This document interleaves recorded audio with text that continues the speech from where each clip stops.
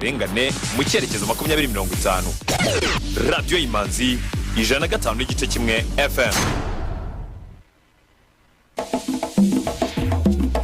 We got you updated. This is Radio Imanzi News in English.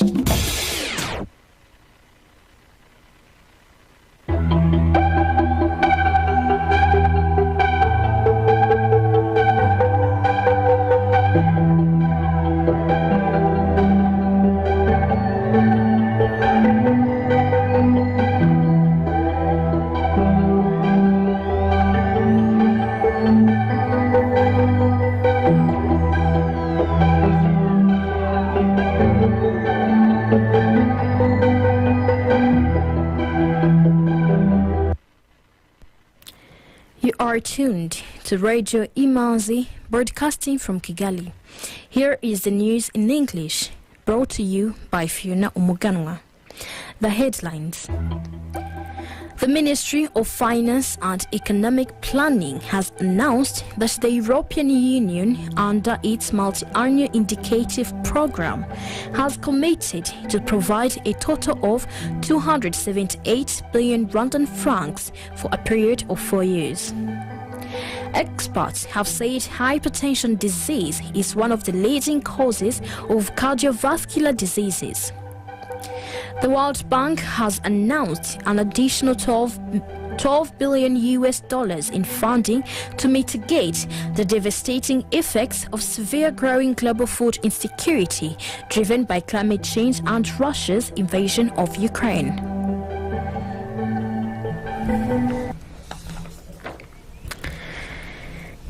News in detail. The Ministry of Finance and Economic Planning has announced that the European Union, under its multi-annual indicative program, has committed to provide a total of 278 billion Rwandan francs for a period of 4 years as part of the efforts to strengthen the latter's bilateral cooperation with Rwanda. The development was announced today by the Minister of Finance and Economic Planning, Uziel Ndejishimana, alongside Miriam Fern, Deputy Director General of the European Commission's Directorate General for International Partnerships. During the meeting, the officials took stock of the current progress of the European Union-Rwanda partnership, especially European Union support to Rwanda's COVID-19 recovery plans, as well as concrete investments on local vaccine manufacturing by the European private sector. Minister Uziel added that the funds will benefit strategic areas including education, skills and jobs for the youth in the digital age, a green deal for inclusive development, as well as political and economic governance. Growth of bilateral ties in leaps and bounds was recently evidenced by hosting the European Union and African Union ministerial meeting in Kigali. Moving on to matters of education. The Minister of Education has held a program run by the University of Rwanda and the Swedish government, saying that it has greatly contributed to Rwanda's socio-economic transformation. Muteterazina Shifa, intern at Radio Imanzi, has this report.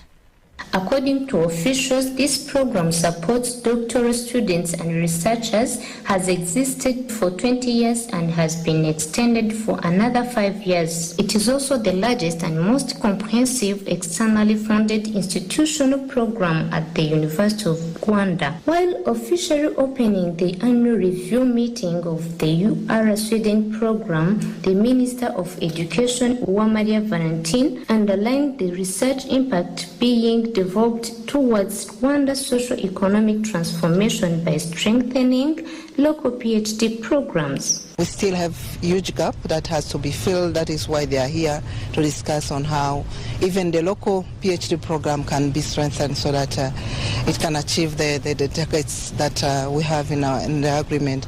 But also what is being done is to discuss how do we strengthen the research capacity, because yes, we have that good number of graduates or doctorates, but how their research findings are impacting the socio-economic transformation of the country. And that is where we have to put more focus, try to find means to really do research that resolve the current issues that the country is facing. Papias Malimba Musafili, the Deputy Vice Chancellor for Strategic Planning and Institutional Advancement at University of Rwanda, said that the first phase of the program focused on sending Rwandan students for master's degree studies in Sweden. In second phase, the master's candidates were locally trained by lecturers from Swedish University. During the third phase, most of the lecturers went for PhD in Sweden, while in the fourth phase, which is the current one, the PhD candidates will be trained locally at the University of Rwanda by Sweden professors. Johanna Tege, the ambassador of Sweden in Rwanda, said that they are strengthening higher education for impact through strengthening local PhD program. It means a lot to have higher education.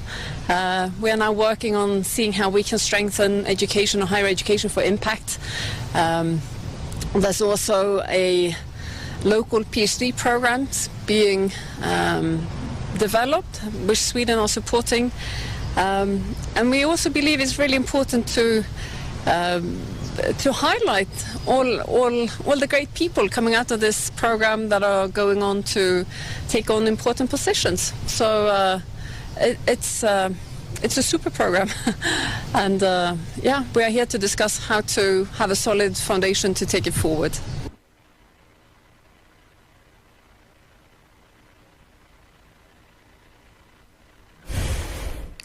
Experts have said hypertension disease is one of the leading causes of cardiovascular diseases, morbidity and mortality in Rwanda.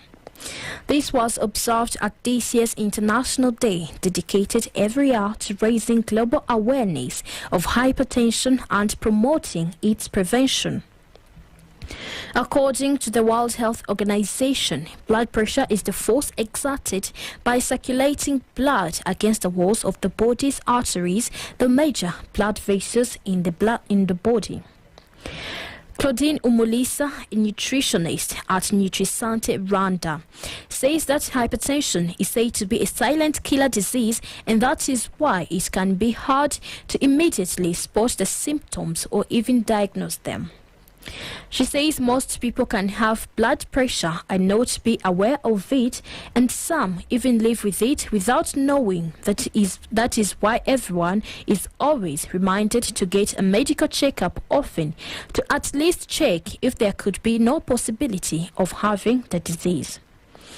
There are a lot of risk factors that cause high blood pressure, some being eating too much salt, too many fats and carbohydrates, food that lacks vegetables, obesity, and also people that smoke and drink too much are at a risk of getting high blood pressure. Non-modifiable risk factors include a family history of hypertension, age over 65 years, and coexisting diseases such as diabetes or kidney diseases.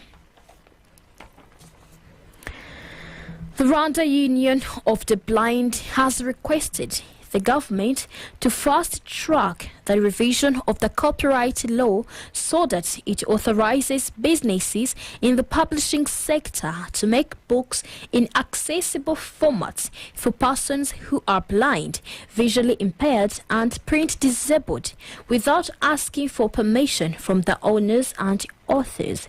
Manzi Prince, intern at Radio Imanzi, has this report. The Marrakesh Treaty was adopted on 27th June 2013, and it entered into force 3 years later and was ratified by Rwanda in 2020. The treaty builds up a relationship between intellectual property treaties and human rights conventions, especially the Convention on the Rights of Persons with Disabilities.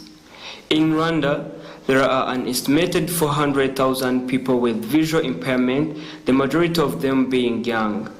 The treaty aims to enhance the human rights of persons who are blind, visually impaired, or print disabled by facilitating their ability to create, read and share books and other cultural materials in accessible formats. The treaty allows for the importation and exportation of books and other works in accessible formats without asking for permissions from the owners, authors, or publishers. Those countries with more accessible books and works can easily share with those countries with less materials like Rwanda. Individuals who are blind, visually impaired, or print disabled and representative organizations are able to import or receive books, works in accessible formats without any restrictive limitations under copyright law like the Rwanda copyright law. The Ministry of Trade and Industry announced that it has held a meeting with Rwanda Union of the Blind, National Council of the Persons with Disabilities to discuss making use of Marrakesh Treaty. And thanks to the treaty, Rwanda stands to gain access to more than 630,000 accessible books.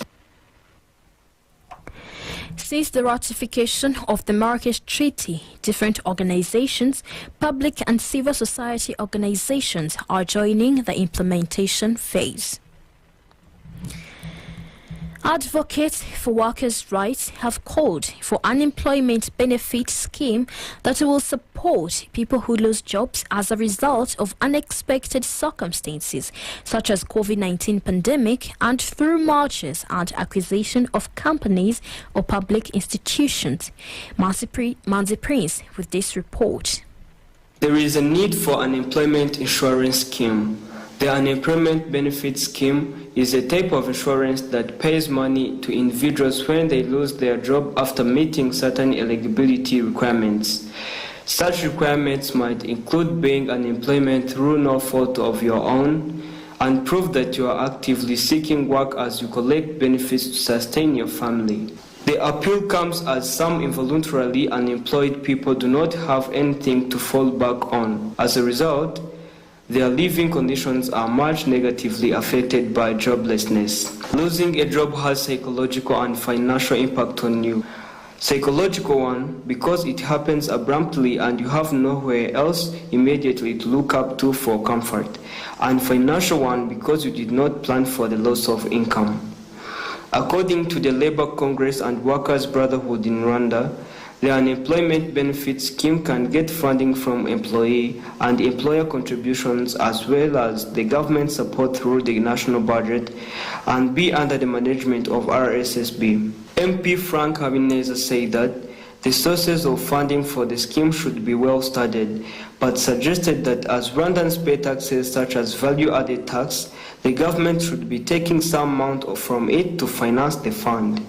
Tauneste Nhajenjerwa, the spokesperson of Rwanda Private Sector Federation, said the absence of unemployment benefit scheme leaves a gap in the labor sector, but also leaves a gap in the country's economy because when a parent loses a job, their child is unable to study and they lack other basic needs, they become a burden for the government. Meanwhile, Nhajenjerwa said that some business closed because of lack of financial means as a result of COVID-19 impact. According to the Labor Force Survey Annual Report 2021 published by the National Institute of Statistics of Rwanda in March 2022, the annual unemployment rate stood at 21.1%, indicating that for 5 persons in the labor force, there was 1 person unemployed. That data represents an increase of 5.9 percentage points in unemployment in the country compared to the Labor Force Survey Annual Report 2019, which allowed that the annual unemployment rate stood at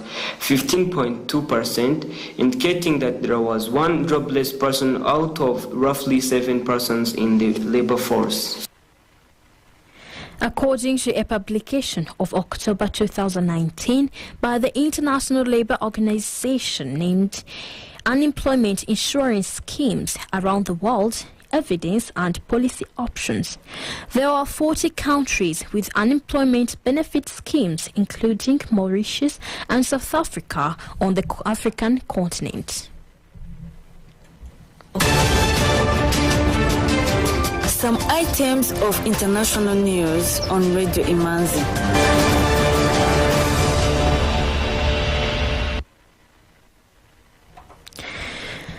Tanzania has upgraded ventilation devices at the Muhimbili National Hospital to save more premature newborns suffering from respiratory distress. The continuous positive airway pressure devices have been upgraded to pressurized oxygen ones for premature newborns. According to medical statistics, respiratory diseases is one of the leading causes of global child mortality, and the new system is an effective treatment. Dr. Martha Mukoni, a neonatologist at the Muhimbili National Hospital, said the new upgraded non-invasive mechanical ventilation system relates to our environment. They do not require electricity, compressed air, or manual power, but the previous ones required electricity, compressed medical air, and intensive biomedical engineering support. Somalia's former leader Hassan Sheikh Mohamud has been elected president after a final vote that was only open to the country's member of parliament. He defeated the current president, Mohamed Abdullahi Farmajo, who has been in the office since 2017. The ballot was limited to Somalia's 328 MPs due to security concerns over holding a wider election, and one of them did not cast a vote. Mr. Mohammed received 214 votes, defeating Mr. Farmajo, who won 110 votes. The result marks a comeback for Hassan Sheikh Mohamud, who served as Somalia's president between 2012 and 2017 before he was defeated by Mr. Farmajo. The elections, which were hotly contested and went to third round, were delayed for almost 15 months due to infighting and security issues. Mr. Mohammed was sworn in shortly after the final results were announced, prompting supporters in the capital to cheer and fire guns into the air. In the next 4 years he will be serving, Mr. Mohammed will have to deal with the impact of an ongoing drought in which the UN says 3.5 million Somalis are at risk of severe famine. But the big task he faces is to wrest control of much of Somalia from Al-Shabaab. The Al-Qaeda-linked Islamist militant group continues to dominate large parts of the country and carries out frequent attacks in Mogadishu and elsewhere. The country is also being affected by food and fuel inflation sparked by the war in Ukraine. The government is backed in its fight against Al-Shabaab by the African Union in the shape of some 18,000 troops and the United Nations. This is only the third time that the indirect election for president has been able to take place in Somalia itself. Previous ones were held in neighboring Kenya and Djibouti. Coming from around the globe, airplanes carrying world leaders have landed in the capital of the United Arab Emirates to offer condolences for the death of the country's president and acknowledge the influence of the man now fully in charge. Sheikh Mohammed bin Zayed Al Nahyan has become a major influence in the wider Middle East, whether through his long-term relationship with the U.S. military, his opposition to Islamists, or his autocratic country's new ties with Israel. Following the death of his half-brother, President Khalifa bin Zayed Al Nahyan, Sheikh Mohammed's new reign comes with the opportunity to cement the rapid advance of villages to skyscrapers made by the United Arab Emirates since its founding just over 50 years ago. The World Bank has announced an additional $12 billion in funding to mitigate the devastating effects of severe growing global food insecurity driven by climate change and Russia's invasion of Ukraine. The move, which will bring total available funding for projects over the next 15 months to $30 billion, was unveiled hours before a major United Nations meeting on global food security. Amid the growing shortages intensified by the war in Ukraine, a key grain producer, the new funding will help boost food and fertilizer production, facilitate greater trade, and support vulnerable households and producers. One person has been confirmed dead and 5 others are receiving treatment after sustainable various degrees of injuries following a protest at a police station in the east region of Ghana. The police said in a statement that the protesters also freed some 6 suspects from police cells during the chaos. The protest followed the killing of a 27-year-old suspect by police during an operation targeting armed robbery suspects in the area. A sketch by Michelangelo has been sold for a record-breaking amount at an auction in Paris. The Italian master's A4 drawing of a naked man fetched 23 million euros at the Christie's Paris auction house. Dating from the end of the 15th century, it depicts a naked man standing with 2 other figures in the background in pen and brown ink. The 23 million euro paid for this work by Renaissance sculptor and painter whose full name is Michelangelo di Lodovico Buonarroti Simoni exceeds past records. The framing and dimensions of the A4 sheet are inspired by the Italian painter Masaccio's The Baptism of the Neophytes fresco and illustrate Michelangelo's interest in the male form. In September 2019, it was declared a national treasure by France. This means the drawing cannot be taken outside of the country for 30 months and gives the French government and its museums the opportunity to buy it back at any time. Economic news is a regular feature on Radio Imanzi.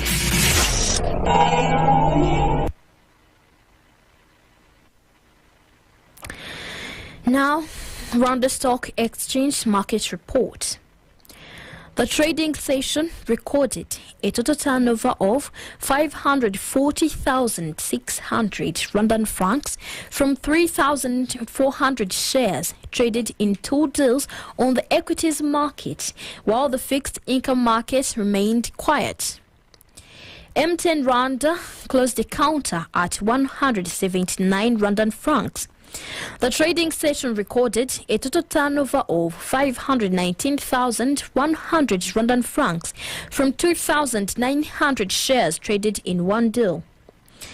I&M Bank counter closed at 43 Rwandan francs, and the trading session recorded a total turnover of 21,500 Rwandan francs from 500 shares traded in 1 deal. Bredwa closed the counter at 160 Rwandan francs, Bank of Kigali at 260 Rwandan francs, Simerwa at 120 Rwandan francs, Equity Bank at 440 Rwandan francs, Kenya Commercial Bank at 370 Rwandan francs, National Major Group at 1,200 Rwandan francs, Uchumi Supermarket at 104 Rwandan francs, and RH Buffalo closed the counter at 526 Rwandan francs as the market closed. The currency market review of today. The Kenyan shilling buying price was 8.6 Rwandan francs and the selling price was 8.7 Rwandan francs. Tanzanian shilling buying price was 0.43 Rwandan francs and the selling price was 0.44 Rwandan francs. Ugandan shilling buying price was 0.27 Rwandan francs and the selling price was 0.28 Rwandan francs. The Burundian franc buying price was 0.49 and the selling price was 0.5. The US dollar buying price was 1,010 and the selling price was 1,031.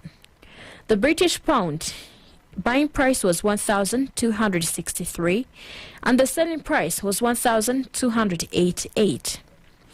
The euro buying price was 1,065 Rwandan francs and the selling price was 1,086 Rwandan francs. With that, we come to the end of tonight's edition.